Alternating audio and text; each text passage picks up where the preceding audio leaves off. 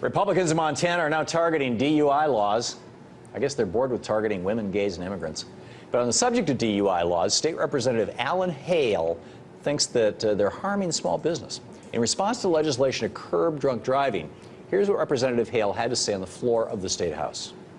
I have to rise in opposition to this, along with all of the other DUI laws. These DUI laws are not doing our small businesses in our state any good at all. They're destroying them. They're destroying a way of life that has been in Montana for years and years.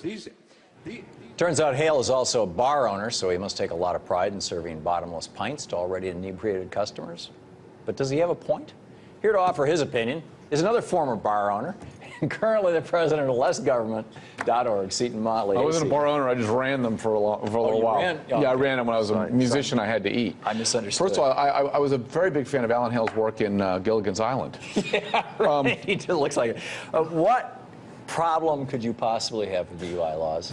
The .08 is legitimately too low. What happened was it's not too low if you're a 120-pound woman. Yeah. Well, that's the point. It's got to be scaled. So you think that that when the police measure your blood level, if you're a 180-pound guy, they should say, okay, it's .08 is 2 beers. Is two or 2 1-ounce shots. Anything above .6 in anybody will lead to a loss or a not in everybody. This is well, basic, those numbers, basic statistics I can give you for somebody weighing 90 pounds. Yes. .06. But just let me. Depth perception, peripheral vision, and glare recovery. These are really minor things. The same people that put those charts together said Manute Bol should have weighed 480 pounds because he was 7'7". This is the Wikipedia. Yeah, well, that's a fantastic font of truth at all times. Well, no, but my point is the people. Wait. The people that put those charts together. I used to be a personal trainer, so I know about body mass and stuff like that.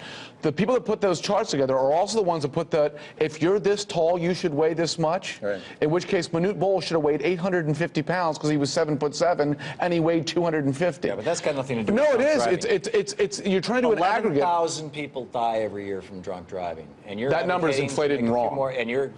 That number's inflated and wrong. Let's say one person dies from drunk driving. Right. You're still in favor of the bar owner? Well, oh, yes. Because what happened was, when Mothers Against Drunk Driving started, drunk driving was a legitimate problem. People would pull you over, you'd be loaded, and then they'd let you go home. The people that kill people aren't blowing .08. They're blowing .2, which is twice the legal limit, and .3. They're absurdly drunk, and they'd be drunk under certainly. But what I'm saying is, there's no shortage of studies. See, the .08 will impair you enough that you'll totally wrong. Screw up in an accident that you might not otherwise have. And I don't even drink anymore. But I'm telling you right now, don't we have as a people an obligation to protect little kids walking through crosswalks? They get hit all the time without it. By sober people. Let's protect them from the drunks. Look, when Mothers Against Drunk Driving started, they had a legitimate concern. Then they started pushing for .1, which I don't have a problem with. Then they got that. The problem was every time they achieved something, the fundraising dried up. So they had to come up with a new cause. Oh, .08. So then they came up with .08, which is 2 beers, which should not be. That's the death of the happy hour. That's the death of the happy hour. And it is an assault on it. I know several, they're all women. I know several smaller people who 2 beers will, I wouldn't want to be in the car. That's fine. I weigh 220. I'm not going to be impaired with 2 beers. But the fact of the matter is, if we're going to establish a standard, we have to establish a standard. I'm on for .1. Which it was for years. Which it was for years. How can, okay, so you are in favor of government regulation of this? Yeah, but you are in favor of the government involving itself in this. I told Sean I wanted to start a group, DAMM, Drivers Against Mad Mothers. Right, I got that. But yes, how the rich you so love, who can get their own health care and let the poor get some health care if they want, or get their own retirement. And they also provide their employees health care. Right, yeah, exactly. Yeah. Those rich guys. How are they supposed to protect themselves from the person who's drunk?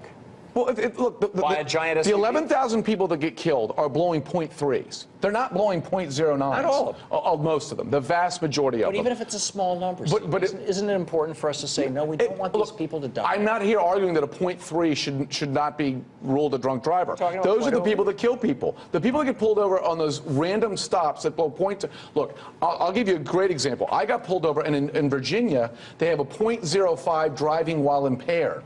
Right. They pulled me over. They gave me the field test. I didn't have a coat on. It was December. So what's Congress?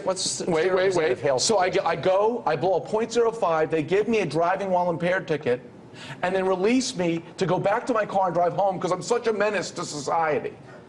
It's absurd. That is. Yes. They should have put you in jail. For taking your car. .05, they can't put me under .05. It's driving while impaired. It's not drunk driving. It's not driving while intoxicated. It's driving while impaired. So it was a lesser offense, and I was such a .05. It's below the. In Virginia, they have .08 and .05. I didn't realize that. And the best part was neither did the U.S. attorney because I had it transferred to be adjudicated in Texas, where there is no driving while impaired, and they had to let me go. That's interesting. All right, so. We're finding out the basis of your concern. Well, I don't even drink anymore. And by the way, I'd had one beer. .05, one beer. Yeah. Okay. 220 pounds. Well, stupid number. Let me just wrap it up by saying I'm really pleased to hear that you are in favor of the government involving itself with. I don't want murderers either. On the street. I don't want murderers either. You don't want drunks on the street. Okay. Anyhow, Seton, thanks for dropping by. Have a good time in Germany. Yeah. Thank you.